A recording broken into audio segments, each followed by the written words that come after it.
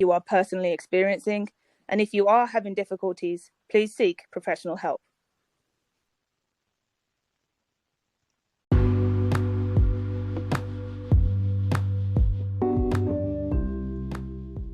Hello and welcome. This is It's Not You.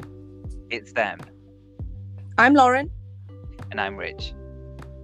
This series is about checking in and looking at ways to explore what is going on around you.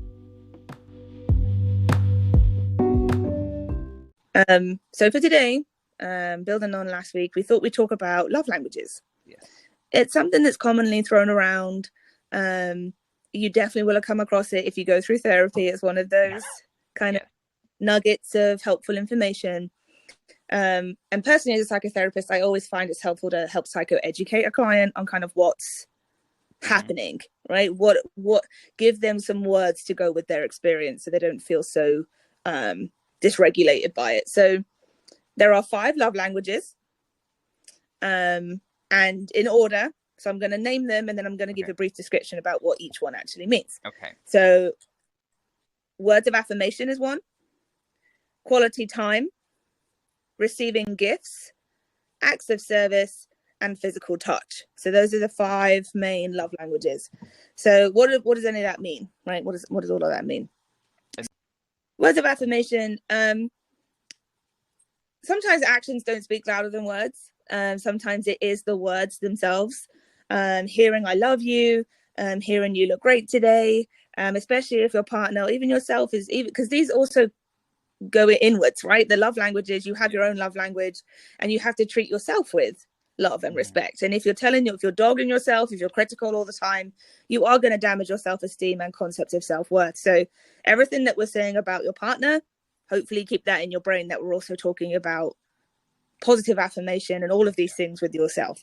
So but then also on the flip side of that also means negative words, even snide comments, critical remarks stay and they stick and they kind of become this barbed wire that stuff kind of gets snagged on. So words of affirmation could be one. Quality time. So not just this is quality time is not sitting on your phones in the same room as your partner, sending each other memes. That doesn't really count. We're talking about TV off, knife and fork down, all the chores and tasks on standby, and you're making each other feel truly special, whether that's a walk to the park, whether that's a candlelit dinner. The spectrum is huge, but it's about that uninterrupted, connected time where you're going to do something enjoyable together and it's purposeful. It's like, let's do this. Yeah. You both are aware that you have chosen each other in that moment, and that can create stronger connected bonds. Yes. Receiving gifts. So this one kind of sounds like, well, I like getting presents. It's not that materialistic. It also means, and the person that loves to get gifts thrives on the love and the thoughtfulness and the effort behind the gift. So if you speak this language, a perfect gift or a gesture shows that you're known, that they see you and that you are cared for, and that you are prized above whatever sacrifice for the gift. So for example, a missed birthday, a missed anniversary, or a hasty gift card could be seen as a real slight and a real hurt, because that person is interpreting that they're not worthy enough. If you haven't got them, or you get them something random like a barbecue fork instead of the CD that they wanted, because they've mentioned it several times and sent you the link to the CD, so like you won't get. They're like, why have you given me this? You've ruined my life. Because it's about paying attention. It's a really bit of like, if you know somebody has absolutely had a favorite type of cake that they loved when they were growing up, or means something significant, and then you make a note of that and get it for them. It means a lot more, because it's like you're paying attention, you're actively listening to them. And for my own brain, and I have a hard trouble, we have so many conversations, me and my partner, I have a little note section on my phone that whenever she mentions something specific, I put it in my notes section. And then when it comes up to birthdays or anniversaries, or I want to get her a little, because she is receiving gifts, because I think to her it's also interpreted as receiving love. Like, so if I get her something with a little frog on it or something else, like she absolutely loves it, because it shows that. But she is also a gift giver. She's also somebody that gets that. Acts of service. So not like community service. We're not so that kind of no. But one of the questions is kind of, can vacuuming the floors really be an expression of love? Well, absolutely, right? Because you've eased the burden of responsibilities from your partner. And that acts of service will speak volumes to that person, because it's like, well, let me do it for you, right? Laziness, broken commitments, saying you're going to do something and not doing it, saying you put the washing on and you still haven't done it when they got home, can really disconnect and produce a message that you don't care about them or how tired they are because you did what you needed to do. So it's kind of quite selfish. It can portray that that's quite selfish. So for the person that interprets acts of service as, let me share the load with you, that can be quite damaging if they don't do what they said they were going to do. Yeah, because it is how you're going to tackle all of that, all of the tasks together. It's not sort of like, oh, it's always your task because I said it so. It's like, it's something that we both have to get done. And gender stereotypes can be quite common in this issue. With stay-at-home mums, stay-at-home dads, like things get caught in tradition. But it's now 2022, so I think people, let's get with the sharing the load part. Physical touch. So this language isn't about sexual contact. It's not that, doesn't have that connotation. Primary language is about hugs, pats on the back, holding hands, maybe a wink here or there, a little thoughtful touch on the face, brushing their hair behind their ear. It can be ways to show excitement, concern, care, and love. Now, people who don't have that can feel quite overwhelmed when the other person, that's their primary language. Right? Why don't you hold my hand? You know, they want their feet folded over them. They want to be hanging on them. It might be PDA, like, you know.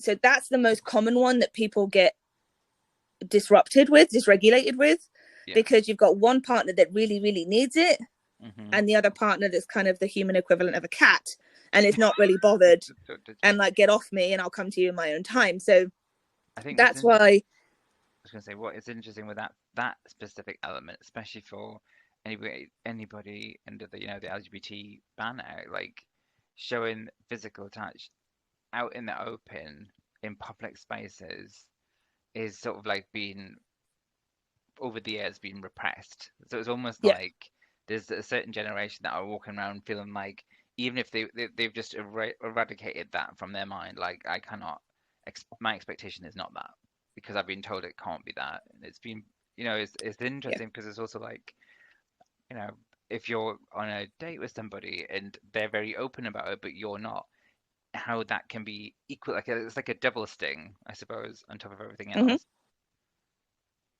No, absolutely. And I think knowing your love language is one thing, right? And there is a free test you can do. If you type in what is my love language into Google or any search engine, one comes up pretty high up.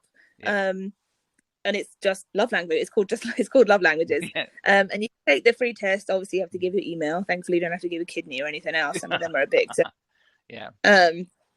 But you can answer a load of questions, and it will give you a percentage across the 5 factors. Because I think it's really important to explain, you may be one more than the other, but all of them contribute to a healthy, functioning adult relationship. And I think one of the main impactful things that can happen in a relationship, for example, say, Rich, my primary love language was receiving gifts. It's not, but say it was. And my partner's was words of affirmation. But neither one of us know that is the case. So there's me plying my partner, because my love language is receiving gifts, with gifts all the time. Right, whether it's a little thing from Etsy or Amazon or whatever, they're getting gifts all the time because I've thought about them and I thought that's amazing. And I wait with kind of bated breath for them to open it, and and I'm getting a confused look or kind of like, oh, that was sweet, and it gets put back in the package and put on the couch for 3 days. But I'm also not aware that damages me. But I'm also not aware that my partner's love language is words of affirmation. So I could be walking around the house pointing out critically all the things that's wrong with the house, like, oh, we haven't done the laundry and you said you were going to get to that. I'm actively damaging my partner's sort of sense of self, because their words of affirmation, they need that cup filled. So Yeah. Knowing your love language is one thing, but being able to communicate it effectively is another. And do you want to share the interesting quote we have? Yes. So the interesting quote we got is from a guy called Billy Chapter from The Good Quote. And the quote is, "Your love language will be understood by those fluent enough to listen and reciprocate. It is not your duty to teach people how to love you." Which I think is quite impactful. Absolutely. Like, it is your job to communicate to your partner your needs, right? None of us are mind readers. None of us come with a manual. Right. It's not fair to sit there with your arms folded and be like, he doesn't understand me. Well, have you explained it, right? Some people need it in very clear black and white. Yes. Not passive aggressive statements or the undercurrents going on. Like, if you want something or you need something, be clear and own it, right? And own that you need that. And there's no shame in that. But because there's always that little bit of, it feels like people don't finish off their sentences. Oh, I just really needed help around the house. What does that look like? What does it look that mean? Sound like? Taste like? Absolutely. Because it could be, I just want you to pick up two, like do two dinners in the evening out of the week, and that would really help me. Great. Rather than, well, I've done the hoovering. What else? Like, if you're just left to guess, it's like keep finishing the sentence until the other person gets it. I feel is the thing. Because every misfire and every miscommunication continues to contribute to whatever distorted image they have of you. Yeah. That, well, you just don't care. Yes. There's because it's interpreted like, if they really loved me, they would understand. It's like, but how have you communicated? Yeah, you're right. How would you? Yep. The bit that you said about what does it look like? Yes. Because you slamming the tea towel on the counter and shouting into the sink, no one ever does any dishes around this house, is not an effective way to communicate that you expected somebody, whether it was partner, child, whoever, to do the dishes, because whatever was going in your brain, some people think if I leave them long enough, somebody else will do them. Right. Yeah, and that's not communication. No, that is not effective communication. So for you to then be pissy and for you to then internalize that as no one gives a two hoots about me, we start getting these distortions about what's happening, I think, sometimes, and that it's not your duty to teach people how to love you. Double-edged sword. Like, it is your duty to communicate your needs. Yes. But your partner should also be picking up, if your communication is clear and effective, they should also be invested in your relationship and making those changes if they need to. Right. Because it's that weird bit of like, when you're so closed off from sharing what's going on and you're getting really, really panicked about stuff, and then it keeps on going and going, and it's like your mind doesn't like the word blank. It has to fill it in. You know what I mean? It has to fill it in with something, and that's absolutely that's when you just get completely sidetracked and you're reacting to what you think they meant rather than what they actually meant. And there's also another piece that's like, if you tell your partner what your love language is and they make an attempt to make a change, that shows someone that's still invested, right? Exactly. If you tell your partner your love language and they don't make a change or see no point in making a change, you're already being shown that the level of investment is not the same. Correct. And you have to listen to that. Right? You do have to you do, because you're already being told. Yes. Right? Like, yeah. And no matter how many times you want to write a list, you want to send them a text, hey, can you get the dishes done? Hey, can you pick up food? Well, I didn't do it from work, or blah, blah, blah. Yeah. If you keep having these communicative conversations and they're still not doing it, you need to make an evaluation of, are you going to get your needs met? Correct. Like, yeah, because there's a difference between what someone says and what someone does. And I think that's the bit that I yes. What they do. Like, don't forget I know there's words of affirmation in there, but like, sometimes it's worth forget the words. Listen to what they do. Because that says a lot. It is, because that's the unabridged version. Yes. Right? Yes. What they're doing is the unabridged version of, well, I'm telling you what you need me to hear so that you won't kick off, but I'm also have no intention of doing it. Yeah, that whole, yeah. And I think that goes with the second quote, and I can't see, who's that by, our second quote? It just says the mind's journal. It doesn't have who it says. Okay, so it says knowing your partner's love language is so important. Mm-hmm. So not listening to them when you tell them how they need to be loved will have them feeling very neglected. Doesn't matter how much you think you are loving them, if it's not in their language, the love won't reach them. Another important, really important bit, because if you care about somebody, you want them to know that they're loved, right? In theory, right? That's the part is don't know how to love them and for them to receive your love. Mm-hmm. Then your attempts, so attempts at vacuuming or your attempts at vacuuming. Yes. If that's your way of sort of showing, all right, well, I did these other things because I know you're stressed, but actually all I really wanted was 10 minutes of your day to decompress from theirs. Like, to vacuum and the washing up don't matter. Like, they're not because you did the laundry finally or the washing in minutes. Yeah.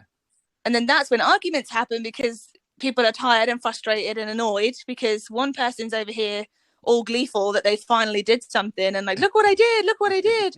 Yeah. And they don't get that validation, but then the other person is also like, I've had such a hard day, I just want to tell you about it. Mm-hmm. They don't get that opportunity either, so then people get bent out of shape. The love language gets lost. Yeah. And I think love languages definitely they're an important tool to understand how you interpret and receive love messages, because love is complex, right? We're not just talking about sexual desires. We're not talking about flash in the pan love or attraction. We're talking about love in all forms. It is not just housed in just romantic relationships. Is that what you're saying? This is also like with friends, with family, with close, with loved ones. It's across the gambit. It's not just. Yeah, it's not just with your romantic partner. It's your relationship with yourself, your relationship with your family members. Like, there's an interesting quote we'll look at in a minute about why your love language is the way it is. But a lot of it is to do with attachment. And we're going to cover that next session. But I think people get lost in love when it becomes about just two people. Yes.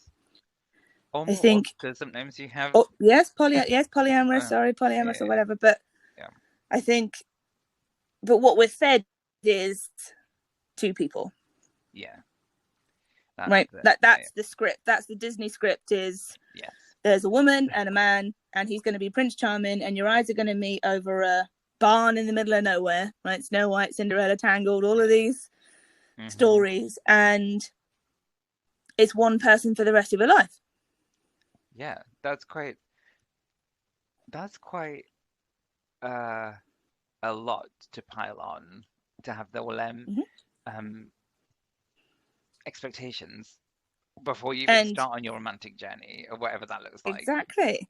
And a lot of people don't have a stable enough relationship with themselves to add somebody else to the boat, right? If you can't paddle your own boat, what the hell are you doing with somebody else? Like, you're both flailing your arms trying to get somewhere and going around in circles. Like, it's not Disney's all or nothing. It's very black and white. It's very compartmentalized, but the expectations aren't in line with reality. No. Like, the expectation is you're going to find some Prince Charming who's going to sweep you off your feet on a trusty steed and ride off into the sunset. And that's it. In reality,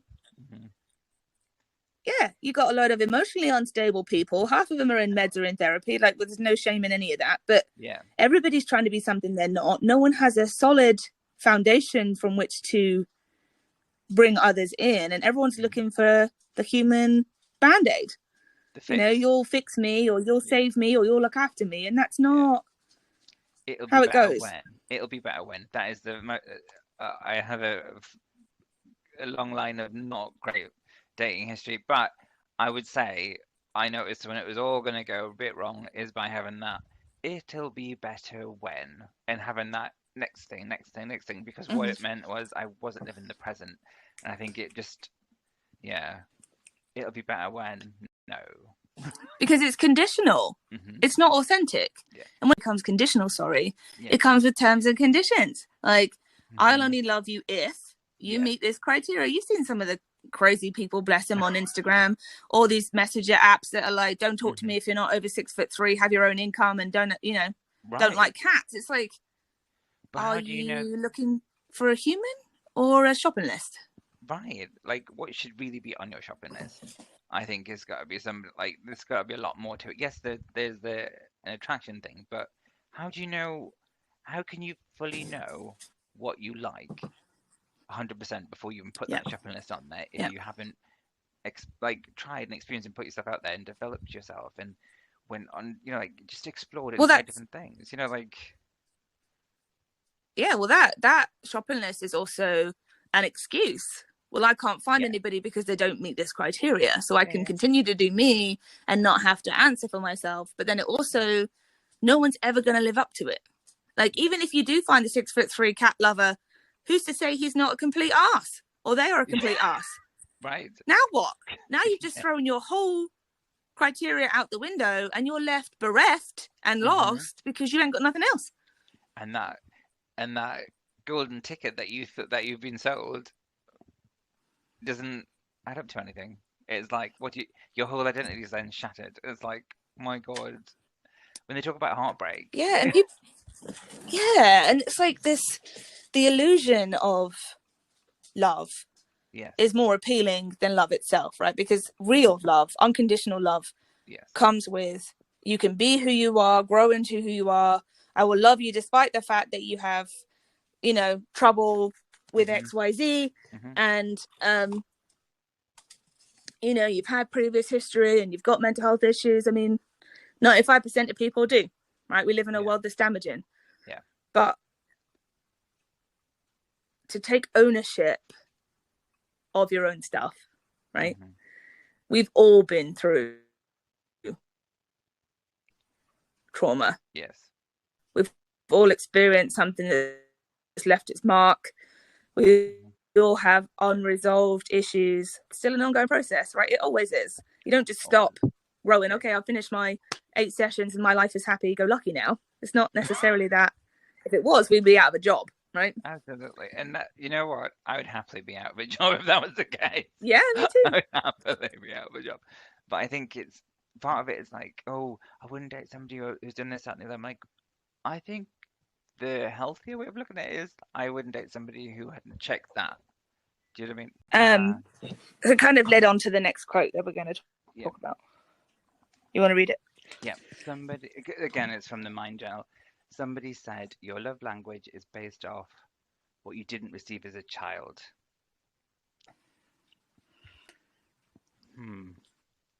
I don't know. So my primary love language is quality time. Yeah. And my second one is, I think, acts of service, and then words of affirmation, and then physical touch and receiving gifts were tied.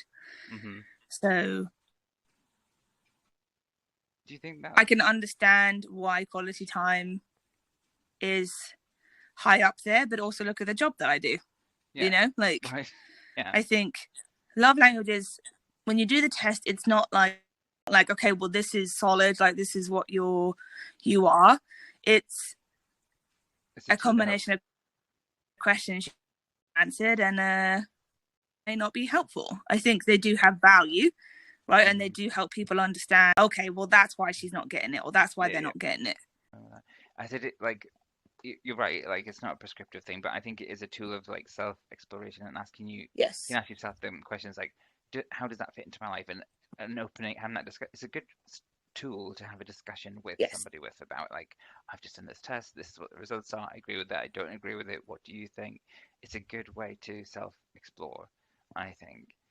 Is it there's something didn't receive as a child, or like, it's a weird thing. Like I think about the situation around my dad. Like he would often say positive things and tell me how much we were loved and all that sort of stuff, because he never got that from his dad. So I don't know if it's like, is that a corrective thing, or is that sort of like? Well, I think that goes along with kind of generational trauma and kind of what we inherit from our parents. Like quality time, a lot of the time, I was in dancing or sports, or Mm-hmm. I went from school to after school programs and then to bed, and kind of, it's interesting that quality time is my love language based on my experience. Like, it does make sense. Mm-hmm. And we weren't a touchy physical touch family, so it's interesting that that's my last one, right? I don't Yeah. like to be leaned on. I don't like to be like, I feel suffocated by it. I don't like to be hugged or touched all the time. So for me, it makes sense, right? Yeah. Like, it makes sense. But again, it's just kind of like heed on the air of caution that it's, like you said, it's a useful tool, and that's why I use it as a clinician, is to help clients broaden their perspective. Because a lot of the time people get tunnel vision, they get stuck in a rut. I just can't find the right man. Well, you didn't even make it past the second stage, right? You're still in that biology, that primal stage, where everything they do is amazing and everything they do is so funny and they're such a great guy. And then they realize that they've got a racist grandma or something, and then it turns, goes to shit really quickly. So I think helping people understand, it wasn't that the person wasn't right for you, it's just you weren't speaking the same language. Correct. Exactly. So I think the next stage after this is definitely attachment, and we will talk about that next time. Yeah, absolutely. But definitely go and check out the love language quiz. Do it with your partner, friends, family. It's also very helpful to do it with a parent. You have the opportunity, or mum and dad are technologically inclined. But yeah, it's useful information. We'd love to hear your thoughts. Absolutely. Yeah, do send in and let us know what you think or what you've discovered from doing the tests. Does it make sense? Do you agree with the quotes that we've said? What does it bring up for you? That'd be good. Yeah.